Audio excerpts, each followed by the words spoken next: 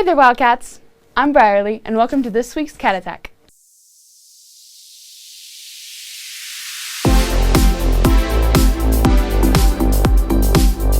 Congratulations to Aaron Leach and Mark Durner for being voted 2025's Courtwarming Queen and King, as well as runner-ups Haley Bagby and Jackson Trout.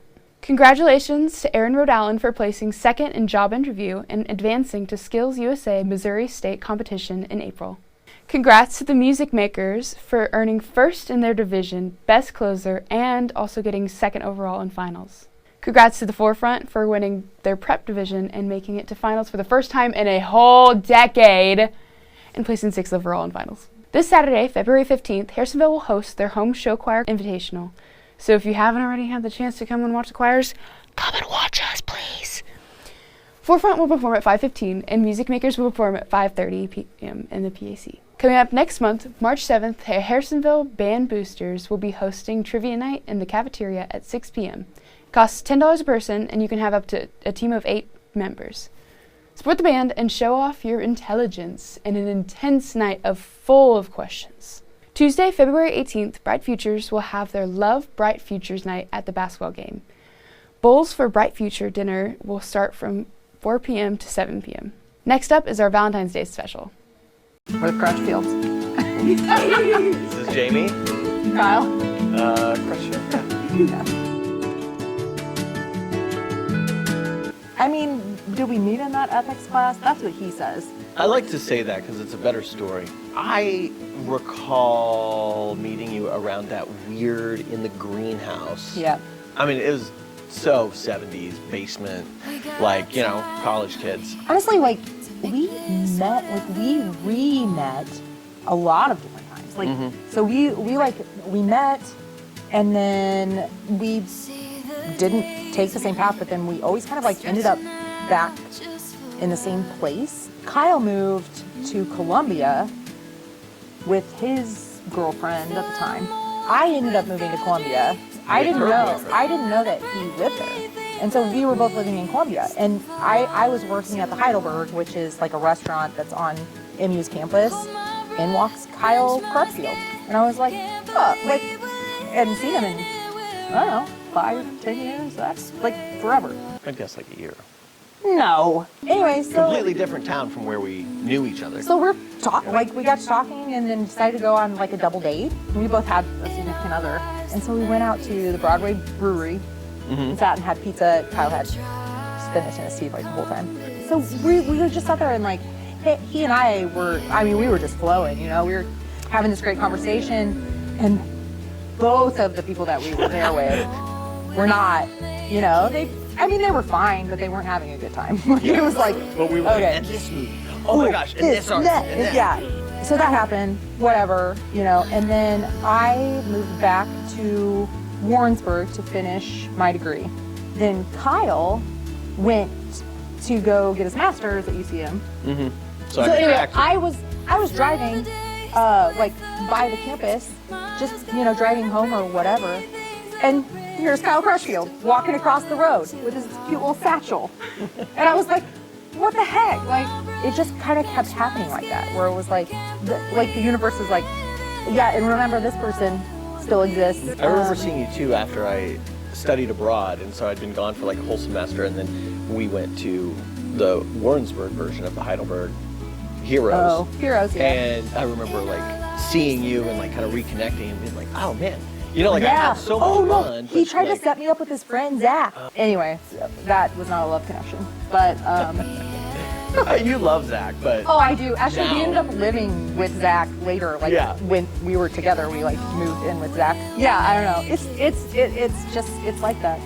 It did. It just kept, winding we were back never single together. at the same time. And then I found out that he was single, and I was single. Don't tell this story.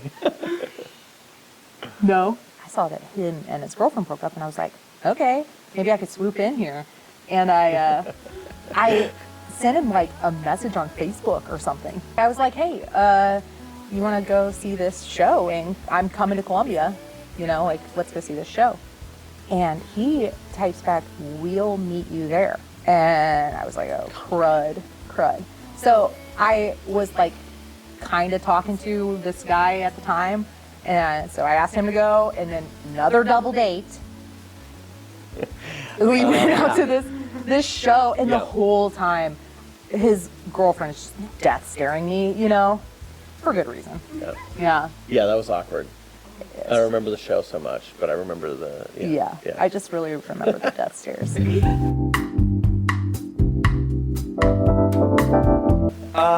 There was a particular day. So we kind of met through friends, like we knew each other, and then. He was dating one of my friends. Oh, yeah.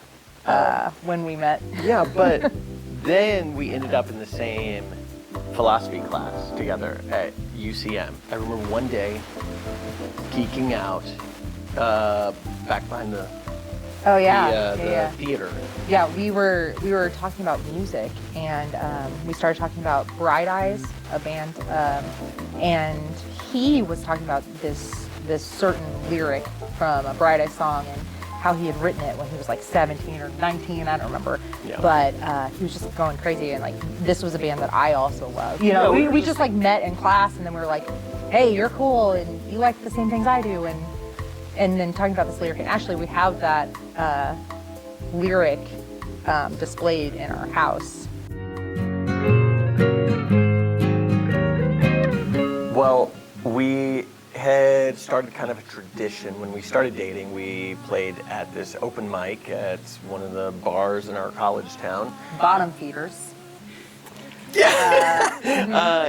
She had a set, I had a set, but then we'd learn to play some songs together. Yeah. And during one of our sets, we played a song together, and at the end of it, while I had everyone's attention and we were on stage, I proposed to her. He proposed to me with a ring pop. It was like part of a shtick, though. It was like, first it was a ring pop, and then I was like, oh, this is garbage. And I threw it to the side, and then I reached in and I pulled out a ring that was like from one of those little like gumball machines. And I was like, oh, wait, this isn't right. And then I did pull out the real ring. There was a real one. There was a real ring. One thing that I like about Kyle is that all of the animals in his life have like 8 different names. He names all of our cats lots of different things. Also, he calls our daughter Deborah. And Lady Tortuga. Yeah, Lady Tortuga. I'm Jessica. And you call me Lady Fortinbras. Yes, Lady Fortinbras. I just love how she will get so immersed in crafts or projects that she's doing. I love that she only takes on projects that will only take her one day to do. If it's a multi-day project that's going to have a mess sitting out for multiple days, sorry, that's not the project for her. I don't like leaving a mess. This is a moment right here. I think we're both really grateful just to have each other, have our weird daughter, and you know, like I guess maybe it's just the compilation of those moments, like all of those moments. I don't know that I could like pick. When we will get out the guitar and play music. That's we don't do it often, but when we do, it's like, why don't we do this more often? We're going to just play through an entire album, and it's going to be super fun. We're going to sing our hearts out. Yeah, getting to do those things with her, and like, she's gotten really into cooking lately, and like, she wants to make stuff on her own. So here's like a little story. So I was making some bread because we were going over to our friend's house to watch the Chiefs game. I was like in the back of the house getting ready, and the alarm went off, and I came into the kitchen, and Ren already had one of the loaves of bread out of the oven and on the counter, and I freaked out because that's terrifying. She was like really safe about it. She was totally fine. She did a great job. She had her oven mitts on. When she was asked later by one of our friends, well, why would you do that on your own? She was like, well, no one else was doing it. You know, like, she's so fiercely independent in a really cool way, in a terrifying way, but yeah.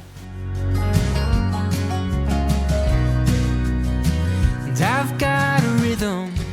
I don't think I would change anything. I think that it was nice knowing that you existed, but I don't think that I was ready to be with you until we got together. Like we started dating and got married 9 months later. Yeah. And we've been married for almost 13 years. Yeah. I'm so glad that, like, I wasted all of these terrible decisions and, like, bad relationships. Yeah. I got those out of the way. Because, like, we've talked about that. Had we gotten together when we were, like 21 or something, like, we would have surely messed it up. Oh, yeah. Because we were young dummies. We just, I don't know, we just... Yeah, it was just like finally, the timing was finally right. And we were like at a different stage in our lives. And so, yeah, proposed, like, got together August-ish and then proposed, I believe, in February. Got married in May. Yeah. Stopped in Vegas to get married. Yeah, it was very awkward. Yeah, would not recommend. Vegas was just not. It was really weird. The party that we had before we left was great. It was super fun. Oh my gosh, so fun. But yeah, I don't know. We thought it'd be cool because it was like, ooh, spontaneous. But if you're thinking about getting married in Vegas, just go to the courthouse. Like, yeah, it was really weird because it was just me and her and some dude who we didn't know, doing the ceremony. And it was like, he wasn't particularly, like, personable. Yeah. And we've got it on video. They did upsell us the DVD of the occasion. And so and we're it's really cute to watch. Yeah. Yeah, it's cute to watch. Yeah.